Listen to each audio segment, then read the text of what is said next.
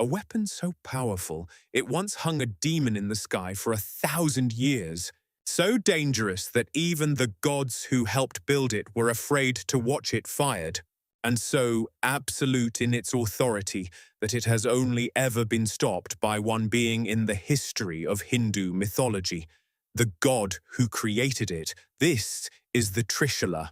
And today we are going to find out exactly what it is, where it came from, and what it did. Hindu mythology contains hundreds of divine weapons: the Sudarshana chakra, the Brahmastra, the Gandhava, the Pashupatastra. Each is extraordinary. Each carries the power of a specific cosmic principle, but the Trishula is different from all of them. The others were created for specific gods. The Trishula was not created for Shiva. It was created from the sun itself, and the only reason the sun gave up part of itself was because a wife complained about the heat. This is where the story begins.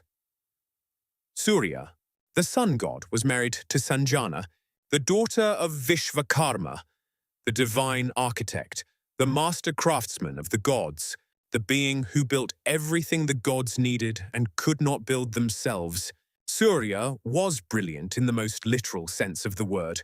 He emitted so much light and heat that his wife Sanjana could not endure it. She went to her father. Vishvakarma took the matter seriously. He had built too many things not to understand that a problem requiring precision. Engineering had to be solved with precision engineering. He brought Surya to his workshop and reduced the sun's energy by 1/8. The matter that fell away from the sun, the pure compressed solar energy separated from the star itself, fallen to the earth, did not dissipate. It glowed. Vishvakarma collected it, and from that substance, from the discarded brilliance of the sun god himself, he forged the Trishula. 3 prongs, 3 blades, each perfectly symmetrical, rising from a single shaft. The Trishula was presented to Shiva as the weapon of the destroyer, the deity whose role in the cosmic order is to unmake what must end so that what must begin can start. Shiva received it, and the universe has not been the same since. What does the Trishula actually represent? Every part of it is a teaching. The 3 prongs encode the central philosophy of Shiva cosmology. They represent creation, preservation, and destruction, the 3 forces that constitute the universe, assigned to Brahma, Vishnu, and Shiva respectively, but unified in the Trishula as a single object. They represent past, present, and future, which Shiva is said to perceive simultaneously, which is what allows him to act with the precision that he does. They represent the 3 states of consciousness: waking, dreaming, and deep sleep. The 3 gunas, sattva, rajas, tamas, the fundamental qualities of all matter. The 3 nadis, Ida, Pingala, and Sushumna, the energy channels in the subtle body of a yogi, which Shiva himself is in permanent, perfect command of. The Trishula is not just a weapon. It is a cosmological diagram with 3 blades. When it strikes, it does not simply destroy its target. It destroys the target across all 3 of whatever the target contains: 3 worlds, 3 aspects, 3 states. The Trishula is total. Now, let's talk about what it has actually done.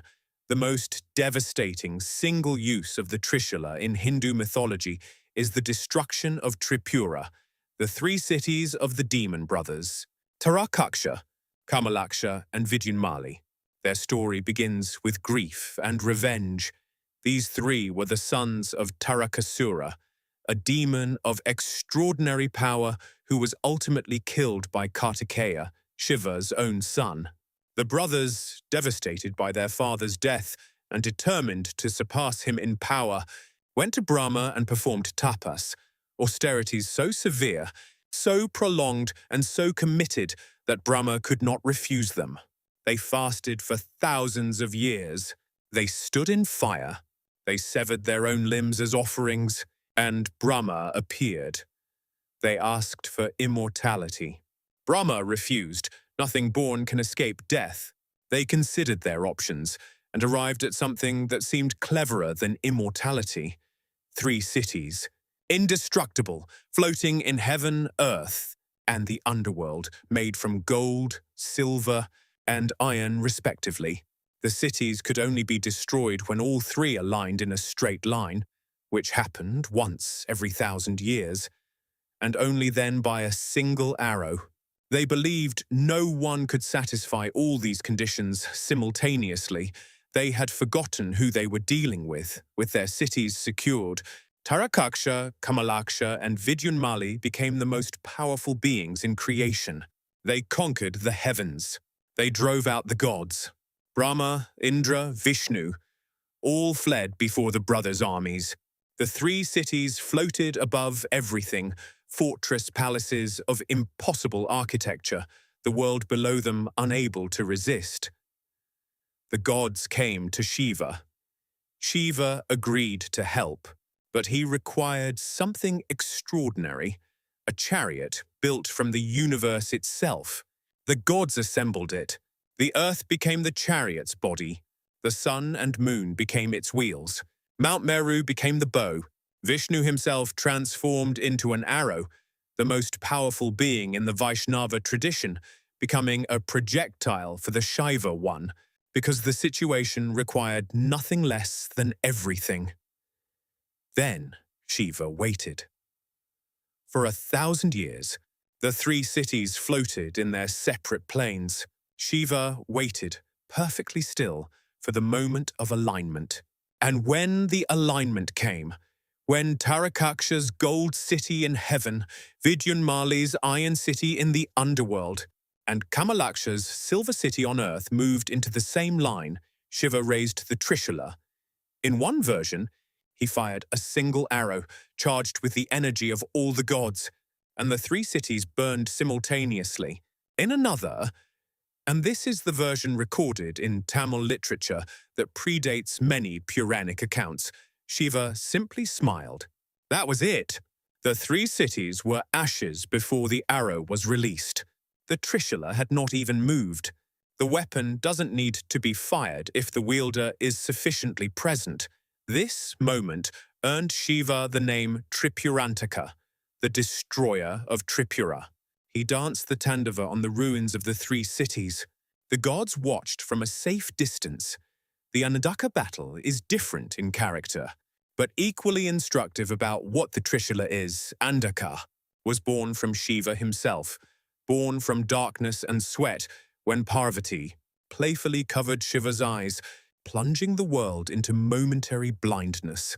The sweat from her hands, touching the divine heat of his 3rd eye, fell to the earth and became a blind, deformed child.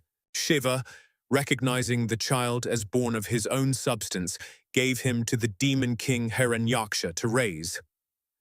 Andhaka grew powerful. He performed tapas and received from Brahma the conditional immunity most powerful demons are granted. He could only be killed if he desired a woman who was like a mother to him. He assumed this condition would never be met. He did not know about Parvati. Eventually, Andhaka encountered her on Mount Mandara. He desired her. The condition was triggered. Shiva found out. What followed was a battle of extraordinary complexity.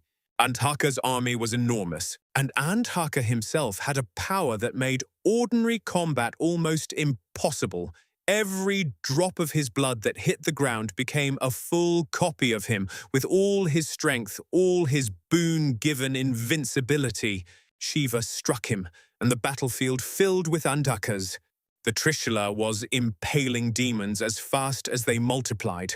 Shiva created the Matrikas, the mother goddesses, specifically to solve this problem. They ran through the battlefield, catching every drop of blood in their mouths before it could reach the ground. The multiplication stopped. Shiva struck Andhaka with the Trishula and lifted him into the sky.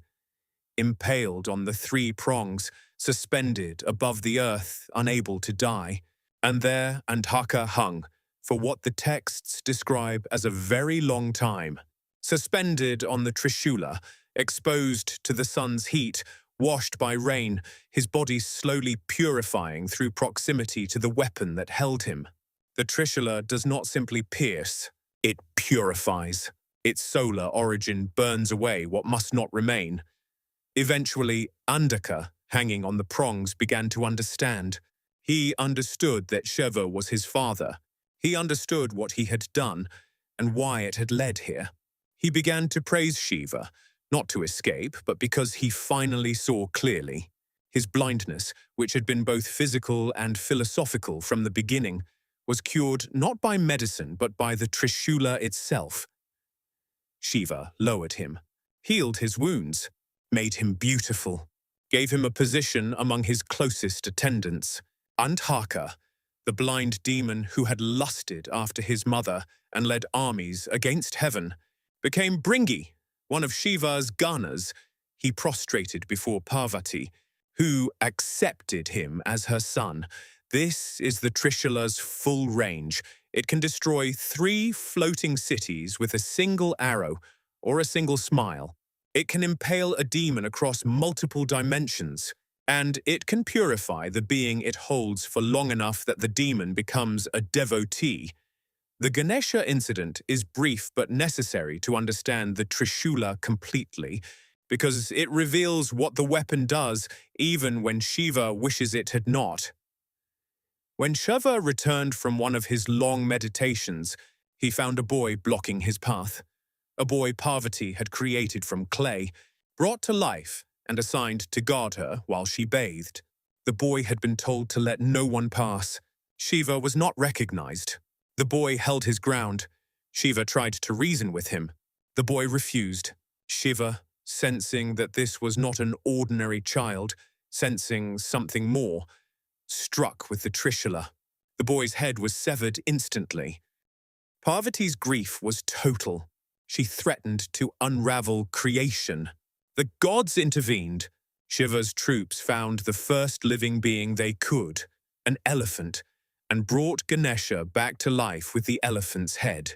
The Trishula was the instrument of the wound that required the elephant to be found, the god of beginnings, the remover of obstacles, the deity invoked before all other deities. In Hindu worship, he bears an elephant's head because Shiva's weapon is absolute, and Shiva acted before he recognized his own son. Even the Trishula's wielder is not exempt from its consequences. The weapon is given by goddess Durga, too. She received it from both Shiva and Vishnu. When Durga carries the Trishula, she carries what was forged from the sun, passed through Shiva, and is now in the hands of the divine feminine principle. In her hands, it destroys the buffalo demon Mahishasura. In Kali's hands, it becomes the annihilation of ego. In every hand, it carries the same physics: 3 prongs, 3 planes, 1 strike, complete destruction. The Trishula is still everywhere. Every Shiva temple in the world contains one. Every Shivratri festival, enormous Trishulas are carried through streets by devotees. Sadhus, the wandering ascetics of the Shiva tradition, carry smaller versions as their staff. The symbol is tattooed, cast in gold, placed at thresholds. It is the most recognizable symbol in Shiva Hinduism, second only to the lingam itself. It was made from what the sun couldn't hold. It belongs to the god who destroys what the universe cannot continue to contain. And once it is released, nothing, not immunity from death, not 3 invincible floating cities, not the blood multiplication of 1,000 demons, stops it. Nothing except Shiva deciding to stop it himself. Subscribe if you want to know what other weapons in Hindu mythology come close to this. Very few do.